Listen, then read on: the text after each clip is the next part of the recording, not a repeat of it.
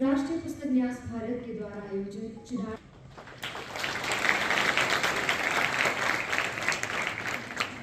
इस पावन आयोजन का शुभारंभ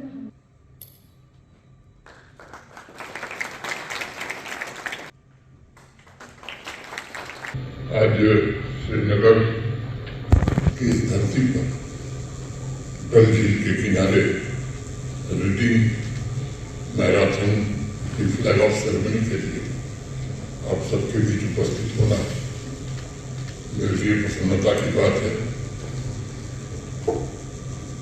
ये मैराथन दो आयामों ज्ञान अर्जित करने की संस्कृति और प्रकृति के प्रति उत्तरदायित्व की भावना दोनों का संगम है और इस संगम पर मैं आपके बीच उपस्थित हूँ।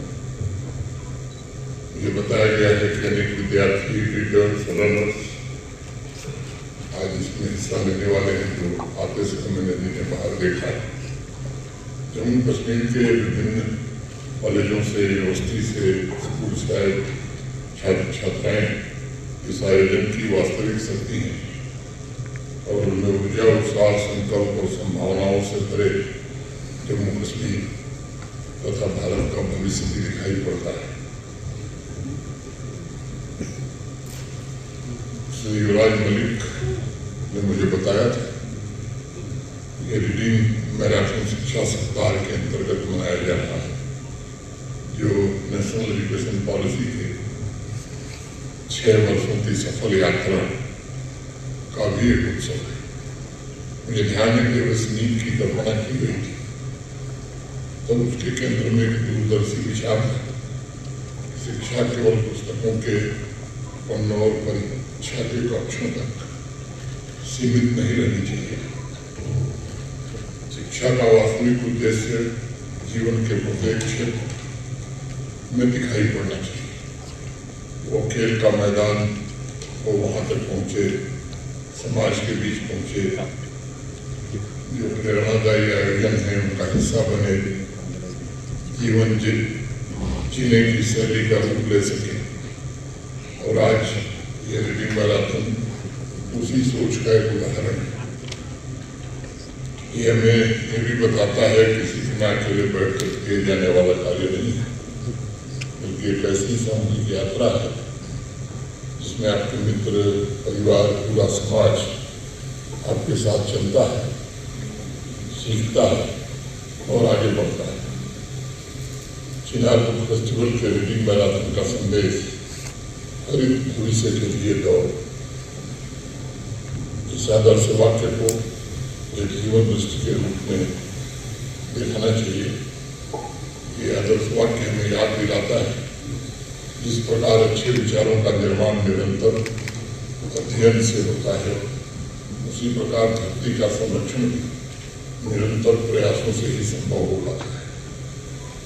ज्ञान तथा पर्यावरण संरक्षण दोनों के लिए धैर्य बहुत आवश्यक है, अनुशासन भी उसके लिए जरूरी है। समाज का निरंतर सामूहिक सहयोग भी इसके लिए मिलना चाहिए।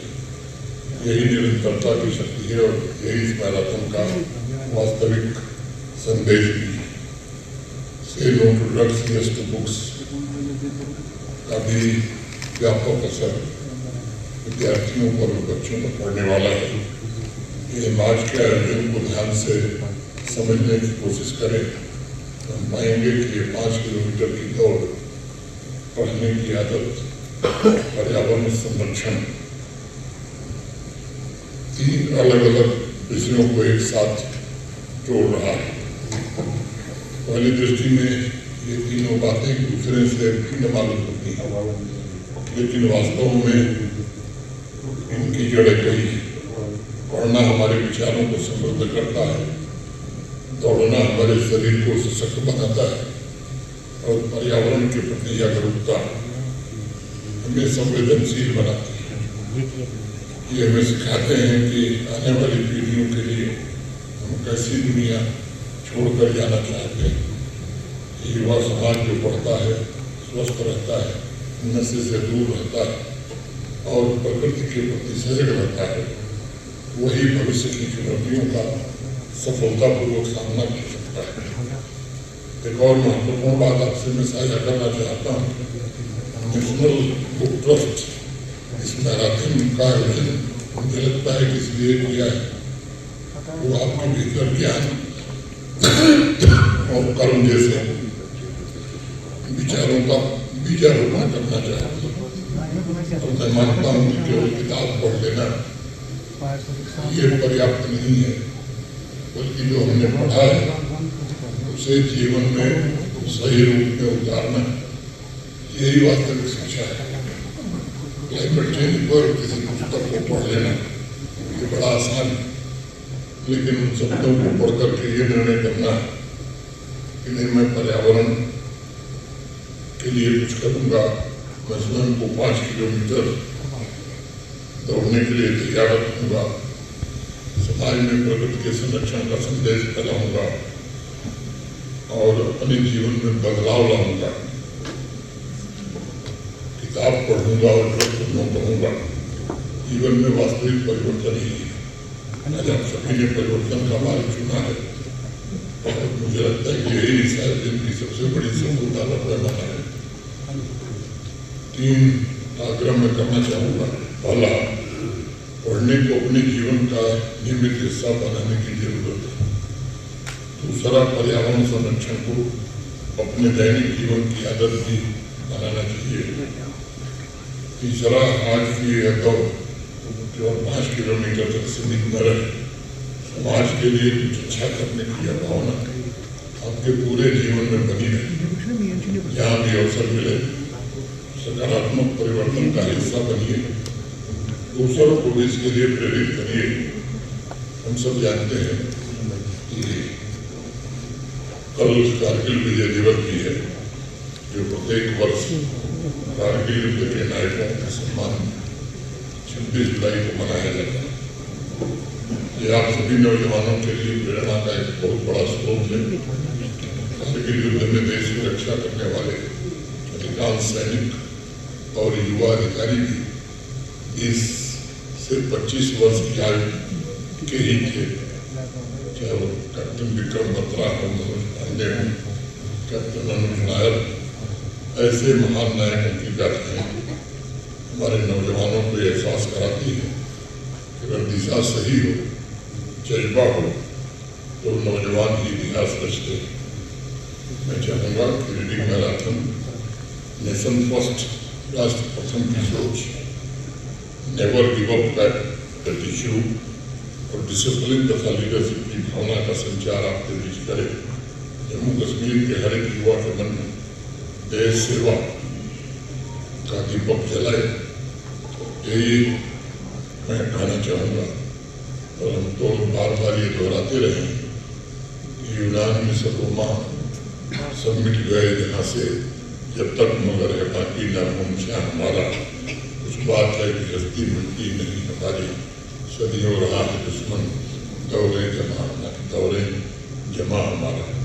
क्या आप इंजीनियरिंग के क्षेत्र में अपना सुनहरा भविष्य बनाना चाहते हैं? तो आपके लिए खुशखबरी है।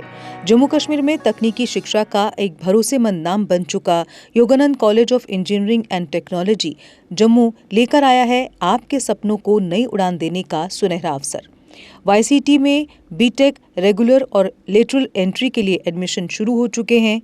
AICTE अप्रूव्ड और यूनिवर्सिटी ऑफ जम्मू एफिलिएटेड ये प्रतिष्ठित संस्थान सिविल, मैकेनिकल, इलेक्ट्रिकल और कंप्यूटर साइंस इंजीनियरिंग जैसे प्रमुख इंजीनियरिंग कोर्स प्रदान करता है। कॉलेज में छात्रों के लिए उपलब्ध है अत्याधुनिक सुविधाएं, जिनमें शामिल है modern labs, high speed internet, well equipped library, IIT Delhi के वर्चुअल लैब्स, IIT बॉम्बे के स्किल एक्सेलरेटर लैब्स, साथ ही ट्रांसपोर्ट जैसी सुविधाएं भी। YCT सिर्फ डिग्री नहीं देता बल्कि छात्रों को इंडस्ट्री के लिए तैयार करता है। कॉलेज का प्लेसमेंट रिकॉर्ड भी शानदार रहा है। YCT जहां बेहतरीन शिक्षा, आधुनिक तकनीक और उज्जवल भविष्य का मिलता है भरोसा। आज ही एडमिशन लें और अपने सपनों को दे सफलता की नई दिशा। Dear parents, I am very sure that your queries with regard to admission of the child in engineering stream shall be fulfilled by our faculty members. Please do visit us before seeking admission anywhere.